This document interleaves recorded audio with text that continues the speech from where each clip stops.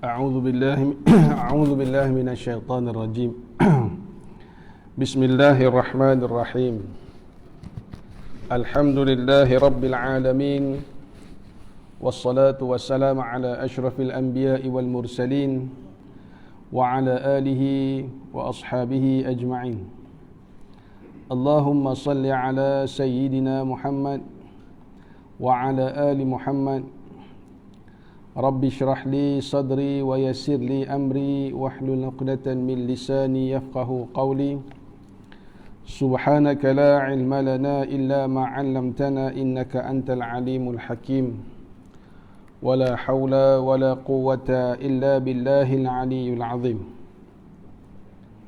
رضينا بالله ربا وبالإسلام دينا وبمحمد نبيا ورسولا.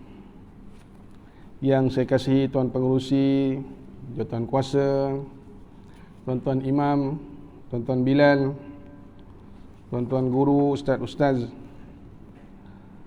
Muslimin, Muslimat, sahabat-sahabat, para jemaah yang dirahmati Allah sekalian.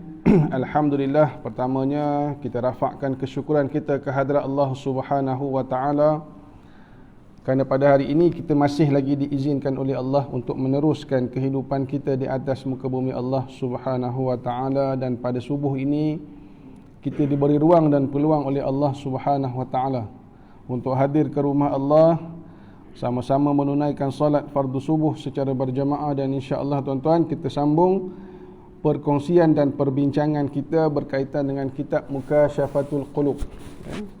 Kita dah sampai ke bab 31. Tak habis lagi, sambung sikit lagi. Bab 31, muka surat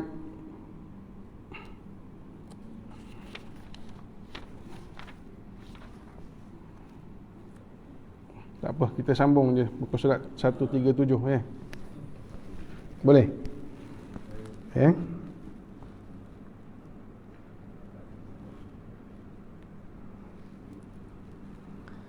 Iaitu tajuk berkaitan dengan keburukan dunia dan meninggalkannya.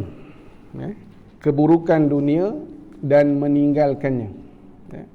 Bila kita sebut dunia ni tuan-tuan, kehidupan di dunia ini ataupun kehidupan kita di atas muka bumi Allah Subhanahu wa Ta'ala ini bukanlah perkara yang tercela ataupun perkara buruk yang tidak disukai oleh Allah Subhanahu wa Ta'ala. Yang hakikat sebenarnya, bila kita sebut tentang kehidupan ini, kehidupan dunia ini, dia merupakan suatu nikmat. Kita dapat hidup di atas muka bumi Allah Subhanahu wa Ta'ala ini merupakan nikmat yang cukup asas, nikmat yang paling utama untuk diri kita. Kerana apa tuan-tuan? Kerana di atas muka bumi Allah Subhanahu wa Ta'ala ini, ketika mana kita masih hidup, kita telah diberi ruang dan peluang oleh Allah Subhanahu wa Ta'ala untuk mengusahakan sebaik mungkin amalan, dan berusaha untuk membuat sebanyak mungkin amal kebajikan. Peluang orang yang hidup ni, orang yang hidup je ada peluang ini. Maknanya nak buat sebanyak mungkin amal, nak buat sebaik mungkin amalan waktu hiduplah. Sebab bila mana kita telah dijemput oleh Allah Subhanahu wa Ta'ala, bila mana roh dan jasad telah berpisah, ketika itu peluang untuk kita berbuat amal dah tak ada dah. Dah tertutup. Tak ada orang dah, bila dah mati, tak ada peluang dah dia nak buat amal ibadat. Sebab bila kita mati, bermulalah episod baru dalam perjalanan kehidupan kita. Kita hidup, kita mati, nanti kita akan dibangkitkan semula. Bila berpisah dari roh daripada jasad, bermulalah saat kita akan diperhitungkan oleh Allah dengan hitungan amal semasa mana kita hidup di dunia di atas muka bumi Allah Subhanahu wa Ta'ala. Jadi kehidupan yang Allah bagi pada kita ni sebenarnya sudah merupakan satu nikmat. Peluang tu masih ada. Waktu kita hidup ni, inilah peluang kita. Nikmat yang kita masih ada. Yang sahabat-sahabat kita yang dah pergi dulu, mungkin saudara kita, jiran kita, mereka ni sudah tak merasa lagi dah tak ada peluang dah nak buat amal. dah tertutup pintu amalannya.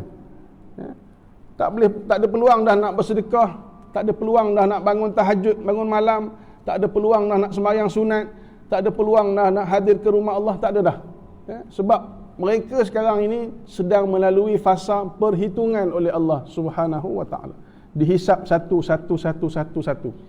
Ya. Dan ketika itu penyesalan sudah tidak berguna lagi. Nak menyesal macam mana pun tak berguna dah. Tak ada orang yang akan dikembalikan semula ke dunia setelah mana dia kembali ke alam baqa, ya, alam yang kekal, ya, menanti perhitungan Allah sama ada penghujungnya syurga ataupun neraka Allah Subhanahu wa taala. Ya. Dari Hasan dia berkata, dari Al-Hasan dia berkata, pada suatu hari Rasulullah sallallahu alaihi wasallam keluar menemui para sahabatnya. Baginda bersabda, adakah di antara kamu yang ingin Allah hilangkan kebutaan dan memberikannya penglihatan? Ya.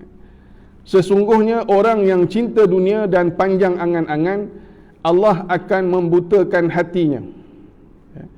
Sikap zuhud di dunia dan memendekkan angan-angannya tentang dunia. Ya. Kata Nabi, tanya pada para sahabat, nak tak kamu Allah hilangkan kebutaan dan memberikannya penglihatan? Ya, kata Nabi SAW, sesungguhnya orang yang cinta dunia dan panjang angan-angan, Allah akan membutakan hatinya. Ya. Kita ni makhluk, ya, yang diciptakan oleh Allah Subhanahu wa taala, ya, yang namanya insan, manusia. Allah beri kita dua perkara. Yang pertama, cinta akal ataupun cinta melalui pemikiran kita. Yang kedua, cinta melalui hati, ya, cinta hati. Ya.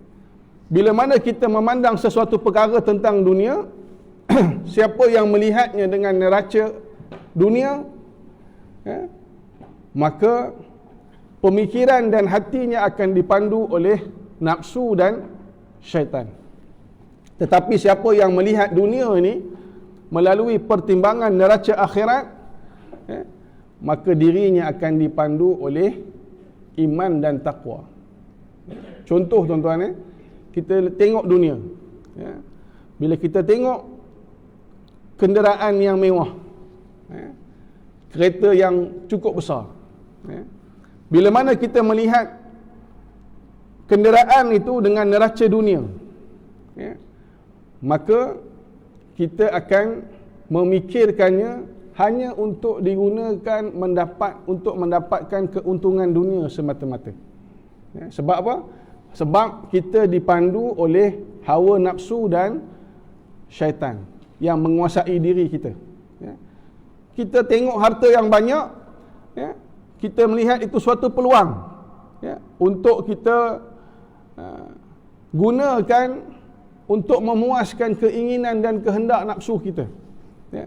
Tapi bila mana sesuatu itu dipandang oleh neraca akhirat, kita gunakan neraca akhirat untuk memandang perkara itu, maka kita akan melihat kenderaan itu merupakan suatu peluang dan ruang untuk kita gunakan bagi kita mendapatkan pahala, ya, bagi kita mendapatkan perhitungan yang baik. Ya, mungkin boleh dibawa datang ke rumah Allah, datang solat berjemaah, datang bawa untuk hadir ke majlis ilmu dan sebagainya.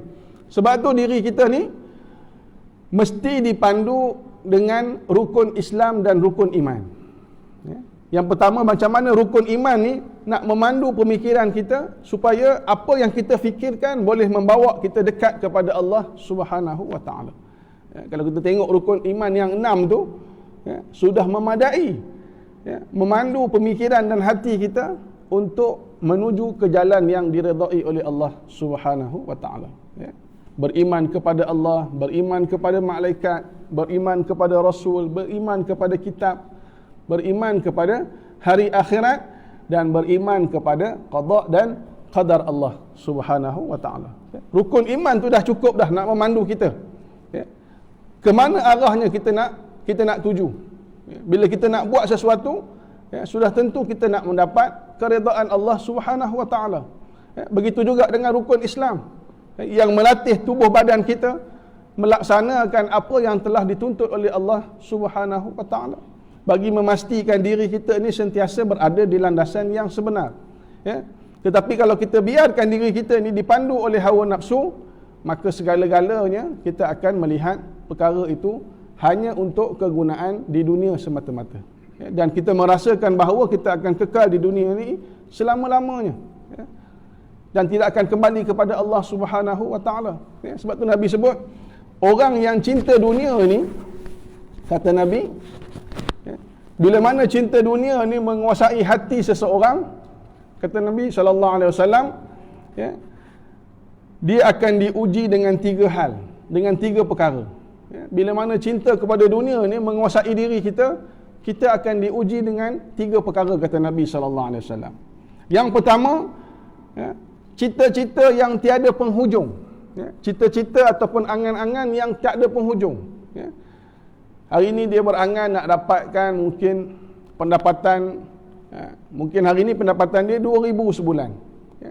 Dia pun berangan-angan, ya, bila nanti perniagaannya maju, ya, pendapatannya lebih baik, dia nak pindah ke rumah yang lebih baik, dia nak naik kereta yang lebih baik, nak ada kehidupan yang lebih baik. Ya. Akhirnya Allah perkenankan permintaan dia. Ya. Bagi dia pendapatan 5,000.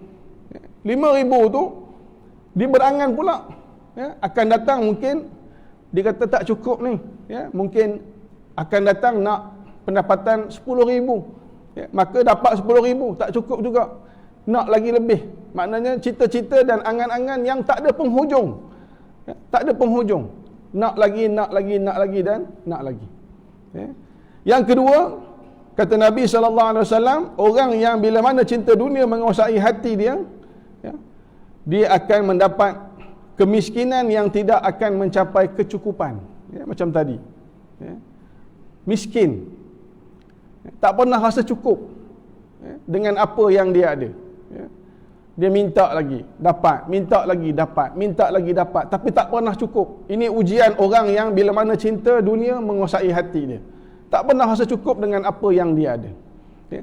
Selalu memandang nikmat yang ada pada tangan orang lain, ya, sedangkan dia tak pernah melihat nikmat yang ada pada tangan dia.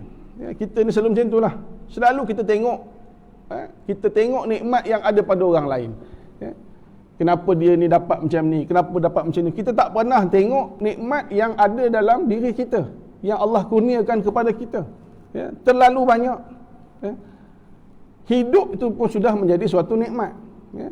Wa in ta'uddu ni'matallah la tuhsuha. Tak dapat dihitung, terlalu banyak. Tapi kita sentiasa melihat nikmat yang ada pada orang lain. Ya. Kita selalu mengeluh dengan apa yang kita tak ada, tapi kita jarang bersyukur dengan apa yang ada dalam diri kita. Selalu mengeluh dengan apa yang kita tak ada. Ya. Aku tak dapat ini, tak dapat itu, tak dapat begini. Tapi kita tak tengok sebenarnya apa yang kita ada ni sudah melebihi daripada apa yang kita minta dengan Allah Subhanahu wa taala. Ya. Kita ni doa sikit, tapi Allah bagi banyak. Ya. Apa yang kita ada sekarang ni, ya, bukanlah semua yang kita minta dari Allah, tak. Kita minta sikit je, tapi Allah bagi lebih daripada itu. Ya. Berkali-kali ganda Allah bagi. Ya. Sebab tu kita kena minta dengan Allah Subhanahu wa taala. Minta dan jangan putus asa. Ya. Satu kisah bagaimana seorang tabi'in, ya, seorang tabi'in yang soleh, ya, suatu ketika dia ni kaya raya, ya, duit banyak, harta benda banyak, tiba-tiba dia diuji oleh Allah dengan kemiskinan. Dia bankrupt, ya, muflis. Bila dia muflis, ya, selama 2 tahun dia muflis, ya, sampai makan pun tak cukup, pakai pun tak cukup, ya, jatuh dalam golongan orang yang fakir, orang yang tak cukup makan. Ya, suatu hari sedang dia berjalan, ya, di bandar, dia berhenti di satu masjid Jami' Baghdad di Iraq. Ya. Masa tu dia makan pun tak cukup. Ya, dia berhenti di masjid, dia tengok ketika itu di masjid orang sedang mengagih-ngagihkan bungkusan bantuan. Ya, macam kita baru ni PKP kan. Kan kita kumpul duit, bantu kawan-kawan kita, bantu jiran-jiran kita, bantu saudara mara kita yang tak cukup, yang terputus bekalan makanan dan sebagainya. Ya, dia tengok dekat masjid orang tengah agih-agihkan makanan. Ya. Lalu bila dia masuk ke masjid sampai, dia tanya daripada mana dapat bantuan ini, sumbangan ini, sumbangan keperluan ini. Lalu kata orang-orang miskin yang terima bantuan tu kata, ada seorang jutawan, bilioner, yang selalu bagi sumbangan pada orang-orang yang memerlukan. Kamu pergi jumpa dia, insya-Allah dia akan bagi apa yang kamu perlukan. Orang tu pun tunjuk seorang lelaki yang berada dalam masjid. Dia pun datang dekat dengan lelaki itu. Bila dia datang dekat dengan jutawan itu, dia dengar jutawan tu tengah berdoa kepada Allah Subhanahu Wa Taala. Ya Allah, murahkan rezeki aku, permudahkan urusan aku, limpah ruahkan harta benda aku untuk aku bantu orang. Bila dia dengar doa tu, tiba-tiba datang dalam hati dia, terketuk dalam hati dia, kenapa aku selama 2 tahun Allah uji dengan bankrupt, dengan muflis, dengan susah, aku tak minta dengan Allah Subhanahu Wa Taala, aku tak mohon dengan Allah, aku tak pernah doa dengan Allah Subhanahu Wa Taala. Sedangkan kunci segala-galanya adalah daripada Allah Subhanahu Wa Taala. Aku tak angkat tangan mohon kepada Allah. Sedangkan apa yang jutawan ni buat, dia doa kepada Allah, kita semua boleh buat. Semua kita boleh buat. Doa dengan Allah Subhanahu Wa Taala. Dan kita pun tahu disebut ad-du'a silahul mukmin, senjata orang mukmin. Kita mohon dengan Allah Subhanahu Wa Taala daripada sekecil-kecil perkara sampailah sebesar-besar perkara, minta dengan Allah. Allah suka kepada hamba-Nya yang selalu merayu memohon kepada Allah Subhanahu Wa Taala. Kenapa orang yang tak pernah memohon ni adalah orang yang bongkak, orang yang angkuh, orang yang sombong. Sebab dia merasakan dia boleh dapat sendiri tanpa perlu memohon dan meminta daripada Allah Subhanahu Wa Taala. Kita lupa selalu. Kadang-kadang kita mengeluh rezeki tak cukup. Sebenarnya bukan tak cukup, tapi tak ada keberkatan dalam rezeki. Rezeki itu cukup, tapi bila tak ada keberkatan, kita tak pernah rasa cukup. Itu yang disebut kemiskinan yang tidak ada kecukupan. Tak ada sifat qanaah dalam diri kita. Tak pernah rasa cukup dengan apa yang kita ada. Jadi mohon kepada Allah, ya Allah, limpahkan aku dengan rezeki yang berkat. Limpahkan aku dengan masa yang berkat, supaya dengan masa yang berkat itu kita dapat manfaatkan untuk beribadat kepada Allah Subhanahu Wa Taala. Masa sama, kita dapat masa yang sama. Semua orang dapat 24 jam sehari. Tak ada yang lebih, tak ada yang kurang. Tapi orang yang ada masa yang berkat, 24 jam itu, dia boleh manfaatkan sebanyak mungkin amal dia kepada Allah Subhanahu Wa Taala. Sedangkan orang yang tidak ada keberkatan dalam masa, dia sentiasa rasa tak cukup. Kita dah pernah sebut sebelum ni. Kita yang menguruskan masa, kita kena peruntukkan waktu untuk Allah Subhanahu Wa Taala. Kita yang sendiri atur masa kita. Kita kena atur, peruntukkan waktu untuk kita beramal kepada Allah, untuk kita beribadat kepada Allah Subhanahu Wa Taala. Ada orang yang dia tunggu masa lapang, kan? Kalau ada lapang, kalau ada masa terluang, aku nak baca Quran. Kalau ada masa, nanti aku nak sembahyang sunat. Kalau ada masa, selalu sebut kalau ada masa, kalau ada masa, kalau ada masa. Maknanya dia tak pernah menguruskan masa dia dengan baik. Dia tak pernah memperuntukkan waktu dia untuk Allah Subhanahu Wa Taala. Dia tunggu ada masa lapang, maknanya sisa-sisa baru nak bagi, baru nak buat amal, baru nak ingat Allah Subhanahu Wa Taala. Jadi yang ketiga kata Nabi SAW, orang yang bila mana cinta dunia menguasai hati dia, dia akan diuji dengan kesibukan yang tidak ada batas. Kesibukan yang tidak lepas daripada kelelahan ataupun keletihan. Sibuk memanjang. Sibuk. Orang ajak datang masjid, dia kata tak boleh lah. Sibuk. Minggu ni sibuk. Ajak minggu depan sibuk. Tak apalah, tunggu bulan depan. Bulan depan sibuk. Ada urusan ini, ada urusan itu. Tunggu tahun depan sibuk. Akhirnya dia kata tak apalah, tunggu pencen. Pencen insya-Allah banyak masa lapang. Bila dah pencen, Allah uji pula dengan apa? Dengan sakit. Habis. Sebab tu cinta dunia ni cinta yang menipu kita. Cinta yang sentiasa menipu kita. Kita cinta kepada perkara yang sifatnya cuma sementara. Cinta kepada dunia bererti kita cinta kepada perkara yang sifatnya sementara. Dia akan binasa. Ya. Apa yang kita ada semuanya akan binasa.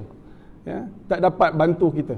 Ya. Melainkan apa yang kita peruntukkan untuk akhirat. InsyaAllah mudah-mudahan dapat bantu kita. Baik. Kemudian Nabi SAW sebut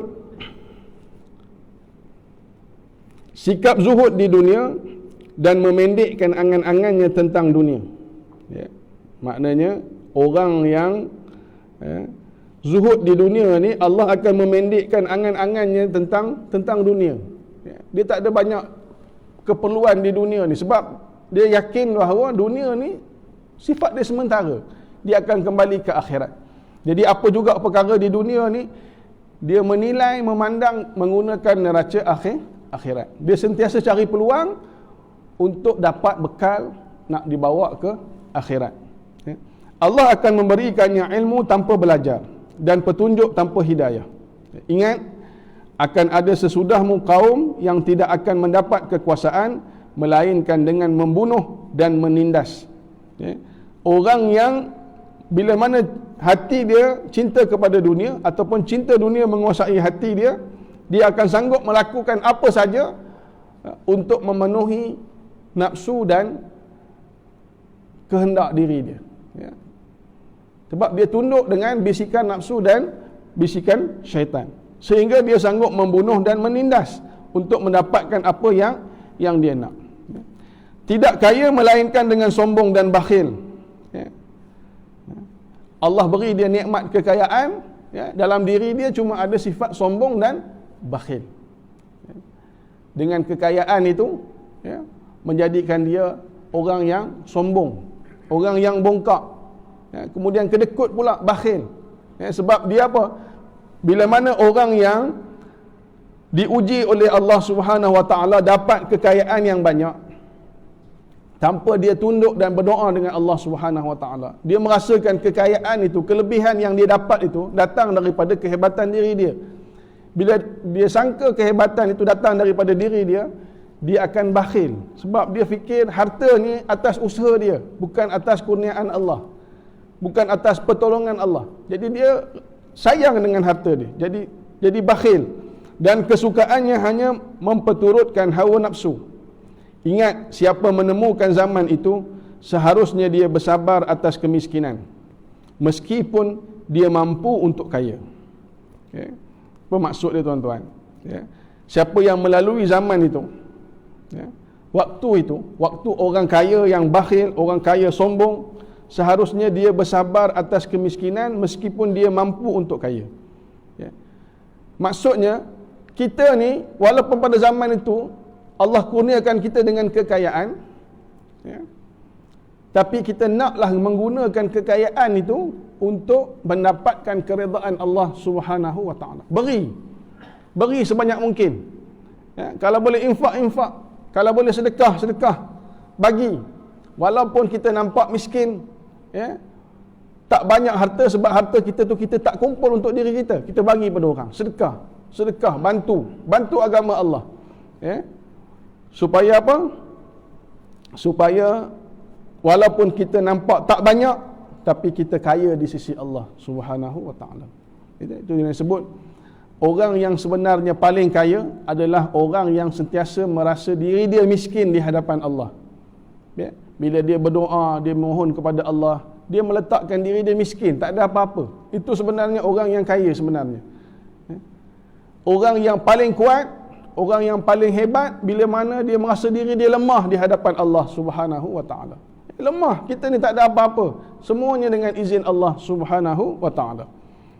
Dia sabar atas kebencian walaupun dia boleh menyintai, dan dia sabar atas kehinaan meskipun dia mampu untuk berjaya, dan semua itu dia lakukan hanya untuk mengharapkan redha Allah Subhanahu Wa Taala. Ya, sabar. Ya. Orang benci dia sabar. Ya. Buat apa yang Allah suruh, ya. Tegakkan agama Allah. Kadang-kadang orang tak suka. Ya. Bila kita bercakap yang benar, orang tak suka. Ya. Bila kita tegur tentang maksiat, orang tak suka, orang benci. Tapi kita bersabar. Ya. Walaupun kita boleh dicintai orang, ya, orang yang mengiyakan apa juga kehendak manusia, dia selalunya akan mendapat sanjungan manusia. Ya. Boleh buat macam ni tak? Boleh. Raikan. Boleh tak? Boleh. Walaupun bertentangan dengan agama Allah, bertentangan dengan perintah Allah, buat, tak ada masalah. Maka dia akan disanjung oleh manusia. Tapi dia akan dibenci oleh Allah Subhanahu wa taala. Ya. Tapi kita nak pilih biar kita ni dicintai oleh Allah walaupun kita dibenci oleh makhluk. Ya. Bercakaplah yang benar walaupun pahit. Ya. Qulul haq walau kana murra. Ya. Bersabar atas kehinaan walaupun dia mampu untuk berjaya.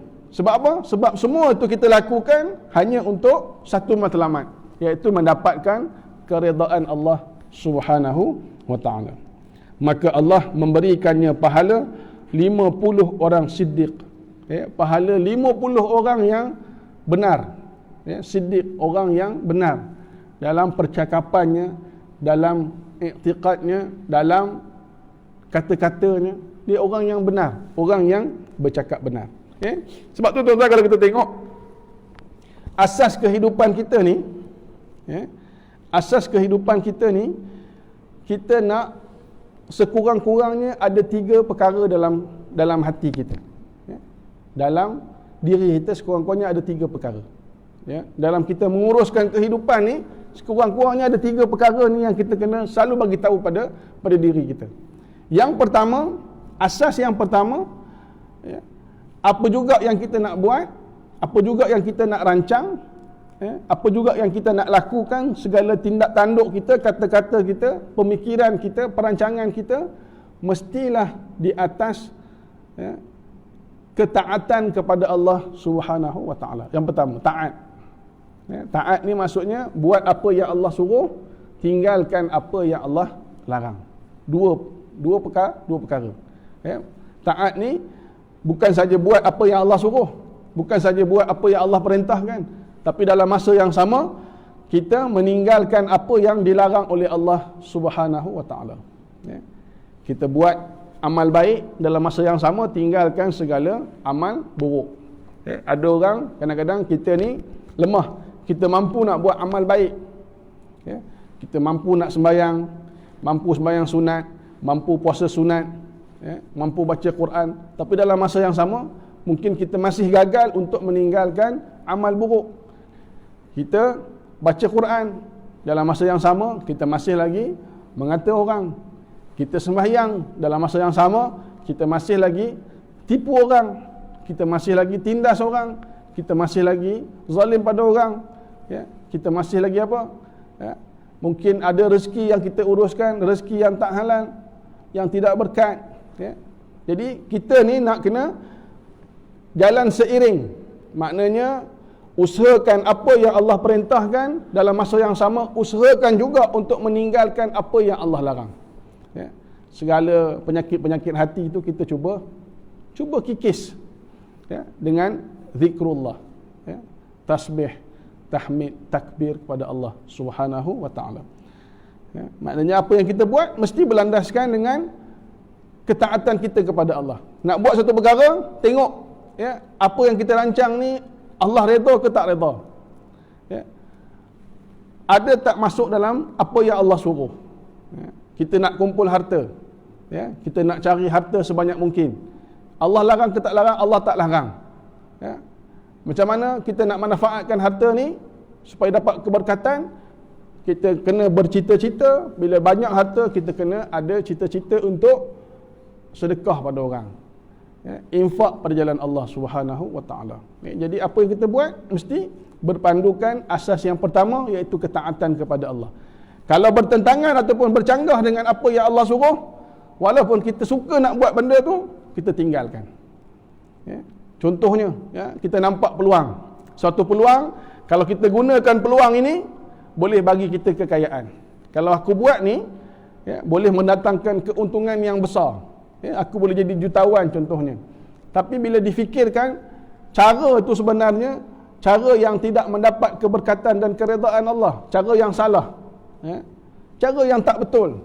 Ya, walaupun kita nampak peluang itu ada, peluang tu dah ada depan mata dah, nak jadikan kita ni orang kaya, peluang yang besar, Tapi bila mana kita tengok perkara ini tidak disukai oleh Allah, maka kita kena tinggalkan tanpa sedikit pun keraguan. Tinggalkan.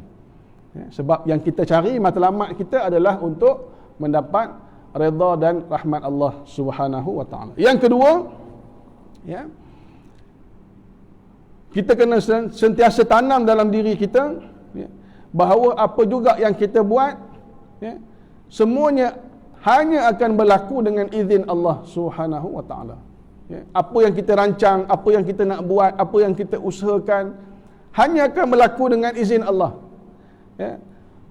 Walau macam mana hebat pun perancangan kita, walau macam mana hebat pun tindakan kita, usaha kita, semua itu takkan berjaya tanpa izin Allah Subhanahu wa taala. Bila kita fikir macam tu dalam kita menguruskan kehidupan, kita dapat mengikis rasa sombong dan bongkak dalam diri kita. Bila mana kita dapat capai sesuatu kejayaan, kita yakin bahawa kejayaan itu dengan izin Allah, bukan sebab kita, bukan sebab kita hebat, bukan sebab kita ni orang yang bijak, tak, tapi dengan izin Allah Subhanahu wa taala. Semuanya dengan izin Allah. Termasuk peristiwa hijrah baru ni kan. Sekarang ni banyak ceramah ma'al hijrah. Hijrah itu, walaupun dalam peristiwa hijrah tu kita diceritakan bagaimana hebatnya perancangan Rasulullah sallallahu alaihi wasallam yang dibimbing oleh Allah, Rasulullah rancang macam ni, rancang macam ni, rancang macam ni, sampailah berjaya hijrah ke Madinah. Tapi semua itu takkan berlaku tanpa izin Allah Subhanahu wa taala.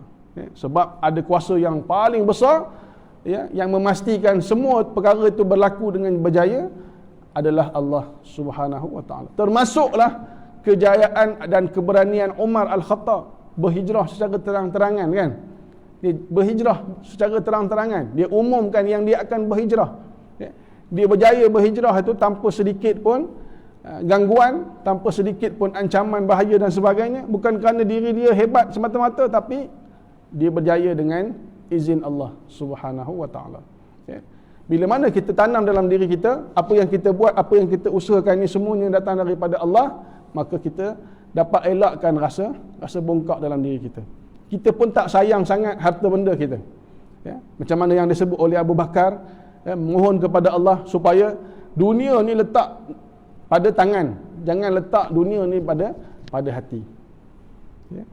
Jangan letak, simpan dunia ni dalam hati, letak dunia ni pada tangan.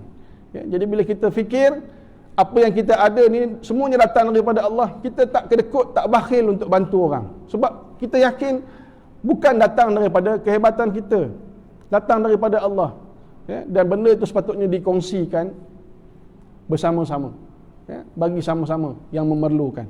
Dan yang ketiga, asas yang ketiga dalam kita menguruskan kehidupan kita, kita kena yakin dengan janji Allah Subhanahu wa taala. Janji Allah Subhanahu wa taala, dalam surah Yasin disebut, alam ahad ilaikum ya bani Israel an la ta'budu syaitan, kan? Janganlah kamu menyembah syaitan, innahu lakum aduwwum mubin. Sesungguhnya syaitan ini musuh yang nyata, musuh yang jelas. Musuh yang nyata. Jangan ikut syaitan, jangan ikut iblis. Sebab janji Allah, janji Allah itu benar.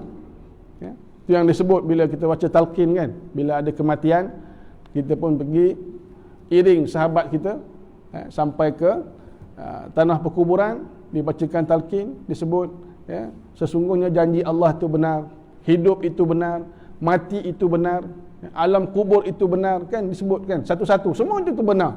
Syurga itu benar, neraka itu benar.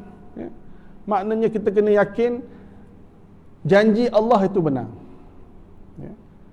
Tak ada seorang pun daripada kita yang dapat mengelak diri daripada kematian.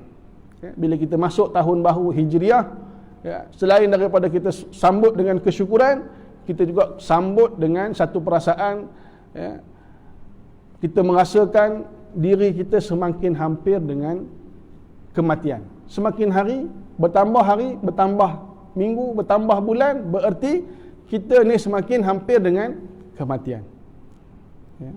Cumanya tak tahu bila. Tapi yang pasti, tak ada seorang pun akan selamat, tak ada seorang pun akan kekal di di atas muka bumi Allah Subhanahu wa taala. Semuanya akan kembali kepada Allah. Ya, jadi yakin dengan janji Allah. Apa yang Allah janjikan itu adalah benar. Ya, perkara yang benar. Kita akan mati, kita akan duduk di alam kubur, kita akan tinggal seorang-seorang di liang lahat, kita akan disoal, kita akan diperhitungkan oleh malaikat, kita akan dibangkitkan, kita akan diperhitungkan di mahsyar, dan akhirnya kita akan diberi ganjaran sama ada syurga ataupun azab neraka Allah Subhanahu wa taala. Jadi bila kita ada dalam diri kita perkara ini, apa yang kita nak buat, kita sentiasa fikir tentang akhirat. Kita tak fikir sekadar dunia aja. Tak habis, tak terhenti di dunia aja. Bila kita nak buat satu perkara, tak habis sampai dunia aja. Kita kena fikir sampai akhirat. Kadang-kadang di dunia ni untung dah. Kalau kita buat benda ni di dunia untung dah. Tapi bila kita fikir balik akhirat, benda ni bertentangan dengan apa yang diperintahkan oleh Allah. Benda ni akan diperhitungkan, akan diazab di akhirat. Maka kita akan tinggalkan. Tiga perkara ni lah sekurang-kurangnya ada tiga perkara dalam diri kita, dalam mana kita menguruskan kehidupan. Taat, yakin dengan izin Allah, dan yakin dengan janji Allah Subhanahu wa taala. Dirawikan pada suatu hari Nabi Isa alaihi salam ditimpa hujan lebat dengan kilat dan petir sambar menyambar. Dia mencari-cari tempat untuk berteduh. Tidak jauh dari tempat itu dia melihat sebuah pondok. Apabila dia sampai di situ, telah ada seorang wanita. Kemudian dia terlihat sebuah gua dan menghampirinya. Ternyata di situ ada singa. Lalu dia letakkan tangannya di atas kepala seraya berkata, "Ya Tuhanku, semuanya telah engkau beri tempat. Mengapa aku tidak?" Dalam hujan lebat, Nabi Isa AS jalan, nampak pondok. Dekat pondok ada seorang wanita. Dah ada orang. Tengok pula ada gua. Dekat gua dah ada singa. Kata Nabi Isa, semuanya engkau dah bagi tempat, kenapa tidak aku? Lalu Allah memberikannya wahyu, tempatmu di lautan rahmatku. Ku kawinkan engkau pada hari kiamat dengan 100 bidadari yang aku ciptakan dengan kekuasaanku. Semua akan melayani di bulan madumu 4,000 tahun yang seharinya sama dengan umur dunia. Kemudian aku pindahkan juru panggil yang memanggil di manakah orang-orang zuhud dalam dunia. Ziarahlah pada pengantin Zahid Isa bin Maryam. Satu hari Nabi Isa dia jalan dalam hujan, nampak pondok dah ada orang, nampak gua dah ada singa. Lalu dia mengeluh. Dia kata, "Ya Allah, yang lain, makhluk lain semua dah dapat tempat. Kenapa aku ni tak?" Lalu Allah wahyukan pada dia, Allah ceritakan bagaimana rahmat yang telah dijanjikan oleh Allah Subhanahu wa taala untuk dia di akhirat. Macam kita juga hari ni. Kadang-kadang kita mengeluh tengok kemewahan yang Allah bagi pada orang lain. Kita mengeluh tengok kelebihan dan nikmat yang Allah bagi pada orang lain. Sedangkan kita ni diuji mungkin dengan kesusahan, diuji dengan kesakitan, diuji dengan kemiskinan. Kita mengeluh. Tapi yakinlah apa yang sedang diuji oleh Allah kepada kita di dunia ini, ada janji Allah di akhirat untuk kita yang lebih baik daripada dunia. Jauh lebih baik daripada dunia. Cumanya kita tak adalah dapat wahyu. Tapi kita kena yakin, jika kita bersabar dengan ujian itu, kita redha dengan ujian itu, maka Allah akan gantikan dengan perkara yang jauh lebih baik di akhirat untuk kita. Telah berkata Nabi Isa AS, celakalah bagi pecinta dunia. Bila dia mati dan meninggalkan dunia dan segala isinya dalam keadaan bangga, padahal dunia menghinanya. Celakalah bagi orang yang tertipu. Bagaimana mereka melihat apa yang mereka benci, meninggalkan apa yang dicintai, dan datang pula apa yang telah diancamkan. Celakalah orang yang semangatnya hanya untuk dunia dan berbuat kesalahan. Bagaimana kelak dia melihat dosanya.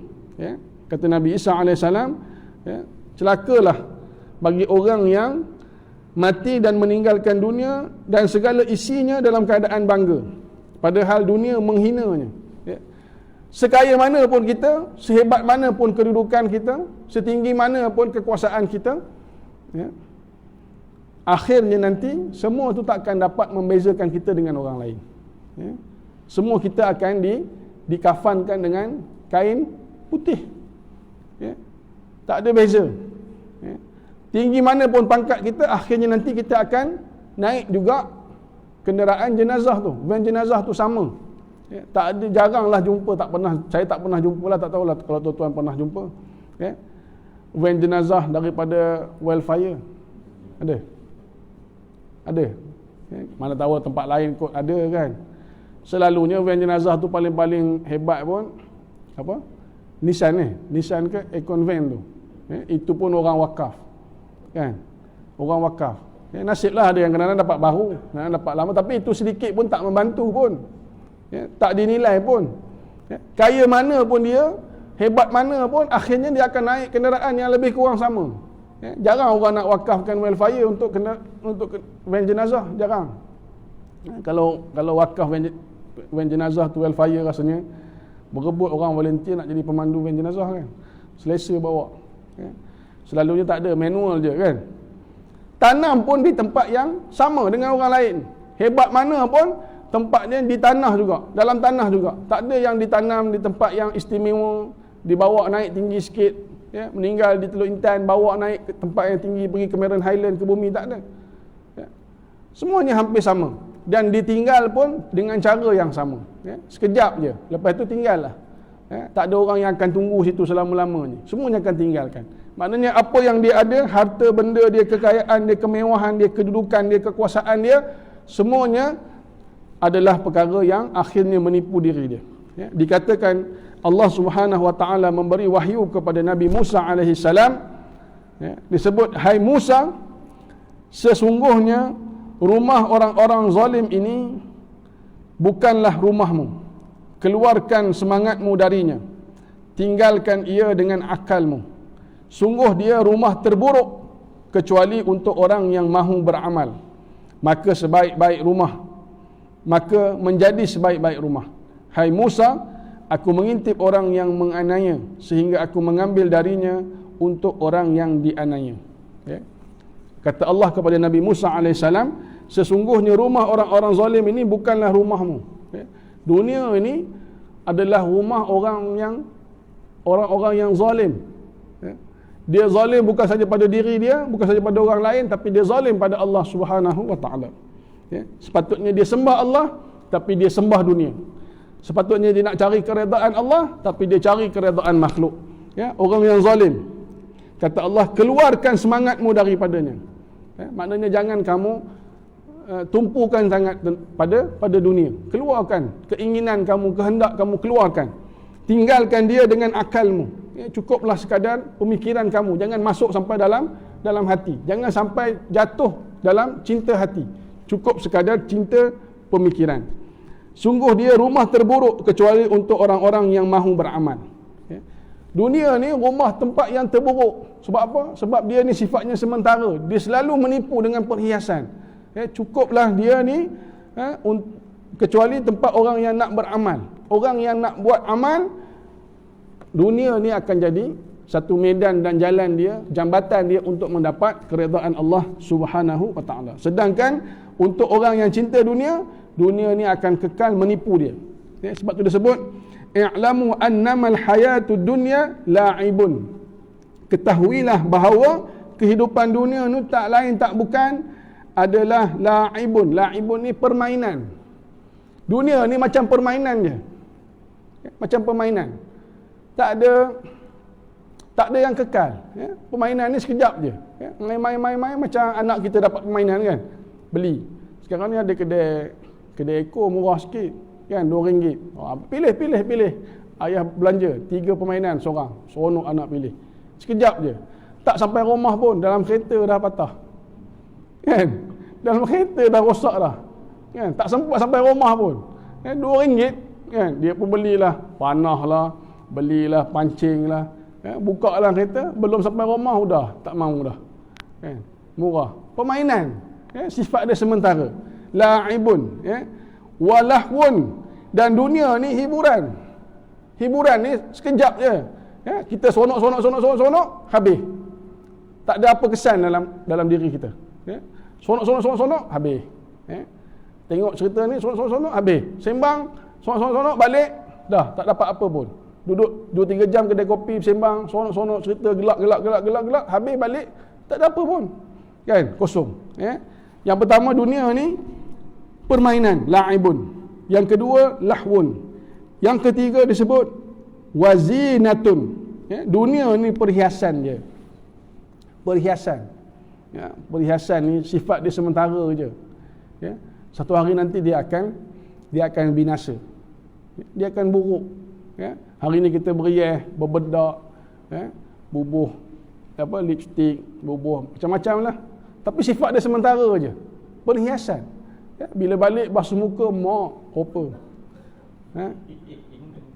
Beza benar dengan dalam gambar, kan? Sekarang ni dah lah kamera yang canggih-canggih kan. Bila selfie tu, kalau tengok orang kata apa?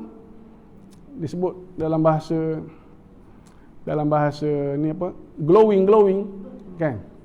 Kan nampak macam apa? Bersinar kan? Kalau kata orang Perak kata beroneh rupanya, kan? Kata orang Perak kan? Beroneh orangnya kan. Tapi bila balik tengok yang keadaan sebenar punya, mak, kan? Jauh benar bezanya. Maknanya dia perhiasan dia. Kecantikan dia, keseronokan dia sementara je. Akhirnya nanti dia akan binasa. Tak boleh bawa apa pun. Sebab tu dia sebut i'lamu annamal hayatud dunya, hidup dunia ni la'ibun wa lahwun wa zinatun. 3 perkara. Dia sementara, sifatnya sementara je, perhiasan untuk kita bermegah-megah seolah-olah kita sedang menipu diri kita. Kata Allah, hai Musa, aku mengintip orang yang menganiaya, orang yang zalim pada orang lain, orang yang tindas orang lain, orang yang buat buruk kepada orang lain, sehingga aku mengambil daripadanya untuk orang yang dianiaya. Maknanya apa juga kebaikan yang ada dalam diri dia, Allah ambil untuk ganti balik kepada orang yang ditindas, orang yang dizalim, orang yang dianiaya. Sampai di akhirat nanti dia akan jadi orang yang muflis di akhirat, muflis di hadapan Allah Subhanahu wa taala. Jadi saya rasa tuan-tuan cukup sekadar itu, sebab ada hajat daripada saudara kita untuk kita buat sedikit tahlil sebelum kita bergerak balik meneruskan tugas dan urusan masing-masing. Mohon kita buat sedikit tahlil ringkas untuk sahabat kita yang berhajat, iaitu untuk yang ni untuk arwah ke nama ni arwah ke untuk Allahyarham Muhammad Som bin Haji Sulaiman, Allahyarham Sulaiman bin Safar, Allahyarham Muhammad Isa bin Arsyad, Allahyarhamah Zainab binti Ahmad, dan Allahyarhamah Nuriyah binti Muhammad Nur. 5 orang ni insya-Allah, mudah-mudahan kita cuba buat tahlil ringkas untuk ketiga-tiga sahabat, memenuhi hajat sahabat kita ni insya-Allah. Astaghfirullahal azim alladzi la ilaha illa. Astaghfirullahal azim alladzi la ilaha illa. Astaghfirullahal azim alladzi la ilaha illa. إلى حضرة سيدنا وحبيبنا وشفيعنا محمد صلى الله عليه وسلم، وإلى أرواح آبائه وإخوانه من الأنبياء والمرسلين صلى الله وسلامه عليه وعليهم أجمعين، وعلى آل كل وصحابة والقربة والتابعين تابعين بإحسان إلى يوم الدين، وإلى أرواح والدينا ومعلمينا وذوي الحقوق علينا أجمعين، خصوصا لهذه النية. الفاتحة. أعوذ بالله من الشيطان الرجيم. بسم الله الرحمن الرحيم. الحمد لله رب العالمين، الرحمن الرحيم، مالك يوم الدين، إياك نعبد وإياك نستعين، اهدنا الصراط المستقيم، صراط الذين أنعمت عليهم غير المغضوب عليهم ولا الضالين، آمين. بسم الله الرحمن الرحيم. قل هو الله أحد الله الصمد لم يلد ولم يولد ولم يكن له كفوا أحد. بسم الله الرحمن الرحيم. قل هو الله أحد الله الصمد لم يلد ولم يولد ولم يكن له كفوا أحد. بسم الله الرحمن الرحيم. قل هو الله أحد الله الصمد لم يلد ولم يولد ولم يكن له كفوا أحد. لا إله إلا الله والله أكبر. بسم الله الرحمن الرحيم. قل أعوذ برب الفلق من شر ما خلق ومن شر غاسق إذا وقب ومن شر النفاثات في العقد ومن شر حاسد إذا حسد. لا إله إلا الله والله أكبر. بسم الله الرحمن الرحيم. قل أعوذ برب الناس ملك الناس إله الناس من شر الوسواس الخناس الذي يوسوس في صدور الناس من الجنة والناس. لا إله إلا الله والله أكبر. بسم الله الرحمن الرحيم. الحمد لله رب العالمين الرحمن الرحيم مالك يوم الدين إياك نعبد وإياك نستعين اهدنا الصراط المستقيم صراط الذين أنعمت عليهم غير المغضوب عليهم ولا الضالين. بسم الله الرحمن الرحيم. ألف لام ميم. ذلك الكتاب لا ريب فيه هدى للمتقين الذين يؤمنون بالغيب ويقيمون الصلاة ومما رزقناهم ينفقون والذين يؤمنون بما أنزل إليك وما أنزل من قبلك وبالآخرة هم يوقنون أولئك على هدى من ربهم وأولئك هم المفلحون. وإلهكم إله واحد لا إله إلا هو الرحمن الرحيم. الله لا إله إلا هو الحي القيوم لا تأخذه سنة ولا نوم له ما في السماوات وما في الأرض. من ذا الذي يشفع عنده إلا بإذنه يعلم ما بين أيديهم وما خلفهم ولا يحيطون بشيء من علمه إلا بما شاء وسع كرسيه السماوات والأرض ولا يؤوده حفظهما وهو العلي العظيم. لله ما في السماوات وما في الأرض وإن تبدوا ما في أنفسكم أو تخفوا يحاسبكم به الله فيغفر لمن يشاء ويعذب من يشاء والله على كل شيء قدير.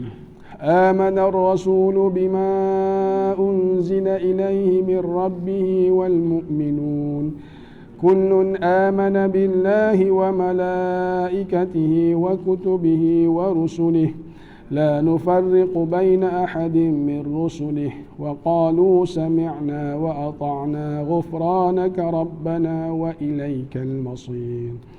لا يكلف الله نفسا إلا وسعها لها ما كسبت وعليها ما اكتسبت ربنا لا تؤاخذنا إن نسينا أو أخطأنا ربنا ولا تحمل علينا إصرا كما حملته على الذين من قبلنا ربنا ولا تحملنا ما لا طاقة لنا به واعف عنا واغفر لنا وارحمنا واعف عنا واغفر لنا وارحمنا واعف عنا واغفر لنا وارحمنا أنت مولانا فانصرنا على القوم الكافرين. صدق الله العظيم. أعوذ بالله من الشيطان الرجيم. بسم الله الرحمن الرحيم. الحمد لله رب العالمين حمدا يوافي نعمه ويكافئ مزيده. يا ربنا لك الحمد كما ينبغي لجلال وجهك وعظيم سلطانك. اللهم صل وسلم على سيدنا محمد صلاة تنجينا بها من جميع الأحوال والآفات وتقضي لنا بها من جميع الحاجات وتطهرنا من جميع السيئات وترفعنا بها عندك على الدرجات وتبلغنا بها أقصى الغايات من جميع الخيرات في الحياة وبعد الممات.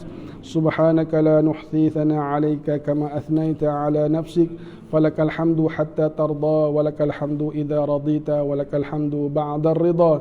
اللهم صل وسلم على سيدنا محمد في الأولين، وصل وسلم على سيدنا محمد في الآخرين، وصل وسلم على سيدنا محمد في الملأ الأعلى إلى يوم الدين، وصل وسلم على سيدنا محمد حتى ترث الأرض ومن عليها وأنت خير الوارثين. اللهم اجعل وأوصل وتقبل ثواب ما قرأناه من القرآن العظيم، وما حللناه من لا إله إلا الله، وما استغفرناه وما قلناه من يا الله، وما صليناه على النبي محمد صلى الله عليه وسلم في هذه الساعة مباركة، هدية منا واصلة، ورحمة منك نازلة، وبركة شاملة نقدمها ونهديها إلى حضرة سيدنا محمد رسول الله صلى الله عليه وسلم، ثم إلى أرواح أزواجه وذرياته وأصحابه والتابعين والتابعين لهم بإحسان إلى يوم الدين. اللهم ارزقنا ثوابا مثل ثواب ذلك مع مزيد برك وإحسانك إلى أرواح من اجتمعنا هاهنا بسببهم، خصوصا لهذه النية. وضاعف اللهم اجعله فكاكا لهم من النار، ونجاة لهم من النار، وسترا لهم من النار، وفداء لهم من النار، وسترا لهم من النار، وفداء لهم من النار. اللهم اغفر لهم وارحمهم وعافهم واعف عنهم. اللهم اغفر لهم وارحمهم وعافهم واعف عنهم. اللهم اغفر لهم وارحمهم وعافهم واعف عنهم. ثم ثوابا مثل ثواب ذلك إلى أرواح والدينا ومشائخنا ووالديهم ومشائخهم وجميع المسلمين والمسلمات والمؤمنين والمؤمنات من مشارق الأرض إلى مغاربها. اللهم اجعل في صحائفنا وصحائف والدينا والسادة حاضرين ووالدهم عم الجميع برحمة ورضوان، وأدخلنا وإياهم في فسيح الجنان يا حنان يا منان يا بديع السماوات والأرض يا ذا الجلال والإكرام. اللهم انقلهم من ضيق القبور واللحود إلى جنتك جنات الخلود، إلى ذل ممدود وماء مسكوب وفاكهة كثيرة لا مقطوعة ولا ممنوعة وفرش مرفوعة مع الذين أنعمت عليهم من النبيين والصديقين والشهداء والصالحين، وحسن أولئك رفيقا يا أرحم الراحمين.